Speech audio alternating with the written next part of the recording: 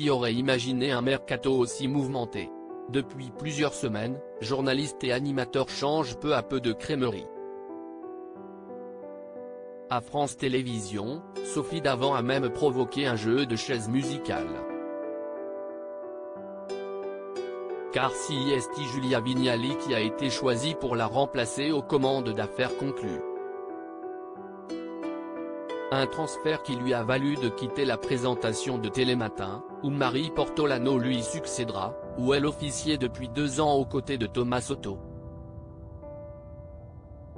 Jusqu'à présent plutôt discrète sur son départ prochain, à quelques jours de la fin de la saison, Julia Vignali s'est livrée sur les raisons de cette décision.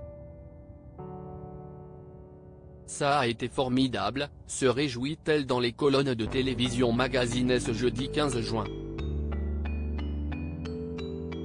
D'autant qu'après les polémiques qui avaient entaché la matinale de France 2, Julia Vignali et Thomas Soto avaient pour mission de la renouveler. Challenge réussi pour le binôme. Après une première année à mettre en place cette matinale, l'animatrice et le journaliste ont vécu cette saison une année plaisir, on a profité. Seul petit hic, le réveil en plein milieu de la nuit. Je ne sais pas comment a fait William Lémergie pour rester pendant plus de 30 ans. C'est génial mais cela représente beaucoup de sacrifices, concède l'ancien visage de M6. D'autant, qu'elle enchaînait avec 2 autres heures de direct sur Europe 1.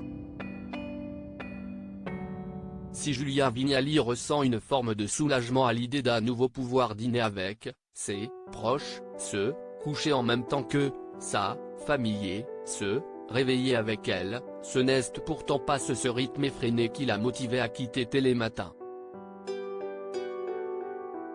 Ce qui a motivé ma décision, c'est une formidable opportunité qui s'est présentée, assure la principale intéressée. Julia Vignali part de Télématin le cœur léger, elle n'a donc pas hésité à accepter. En toute honnêteté, je ne l'ai pas prémédité du tout. Pour moi, j'étais reparti pour 1 an avec Thomas, précise toutefois Julia Vignali. Excitée par ce nouveau challenge, la compagne de K de Mérad ne pouvait donc pas passer à côté d'Affaires conclues. Ce qui pourrait m'arriver de pire dans la vie serait de faire toujours la même chose. Ça ne m'est jamais arrivé parce que je suis quelqu'un qui bouge tout le temps, et ça me convient, explique-t-elle. Surtout, elle était une téléspectatrice de l'émission, elle qui est véritablement intéressée par tout ce qui concerne la déco, la brocante, tous les objets.